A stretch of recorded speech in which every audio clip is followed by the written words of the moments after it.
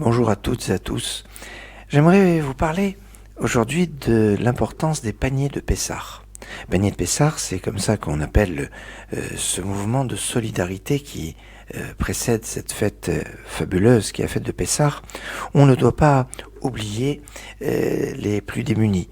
Alors on appelle soit Chitim le Pessah, Kimcha de Pisra, la farine de Pessah.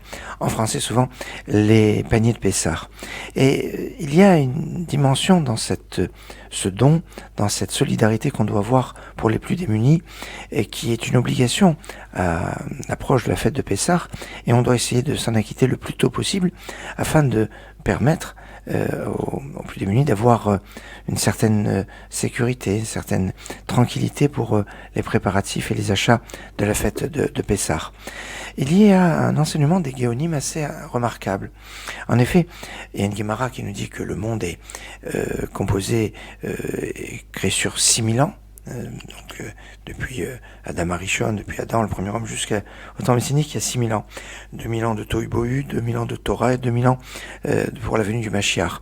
Mais les Géonim donnent une autre lecture. Ils disent qu'il y a eu 2000 ans où c'était les problèmes de morale sexuelle qui étaient présents. Après, il y a 2000 ans de problèmes de Avodah Zara, d'idolâtrie. Et 2000 ans où la problématique est l'argent. Et en fait, on va expliquer de cette façon. Dans la Gemara Yoma, page 69b, on dit que les membres de la Grande Assemblée ont réussi à anéantir le Yetzer Hara, le mauvais penchant qui nous pousse à faire la Avodah Zara, à faire de l'idolâtrie. C'est comme ça qu'on comprend que à l'époque des prophètes, l'attirance qu'ils pouvaient avoir pour l'idolâtrie était énorme. Comme on le voit, cela est marqué aussi dans le Talmud, il y avait un grand Yetzer Hara, une grande tendance à l'idolâtrie qu'on ne comprend plus aujourd'hui parce que elle était annihilée à la suite de jeûnes, de prières qui ont été faits au moment des membres de la Grande Assemblée. Mais évidemment, on ne peut pas anéantir complètement Yetzer Hara de cette façon. Et c'est pour ça qu'on dit qu'en fait, il s'est transformé en Yetzer Hara de l'argent, de cet amour que les gens peuvent avoir pour l'argent, pour l'appât du gain, etc. Ce qu'on pourrait appeler le veau d'or. Et c'est remarquable parce que la fête de Pessah, l'agneau pascal, c'était l'annulation de la Avodah Zara. L'agneau pascal était l'idole des Égyptiens. Et donc, le principe de la fête de Pessah, c'est prendre de la distance par rapport à l'idolâtrie.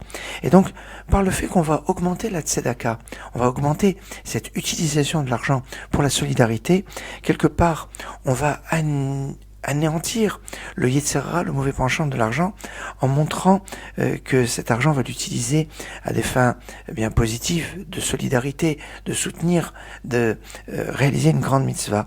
Et c'est comme ça qu'on arrive à la porte de la Géoula, de la délivrance, comme on le voit la fin de la Haftara du Shabbat qui précède Tisha B'Av, Tzion b'mishpat tipade v'shaveh b'tzedaka. Tzion sera racheté par la justice et ceux qui reviendront par la tzedaka.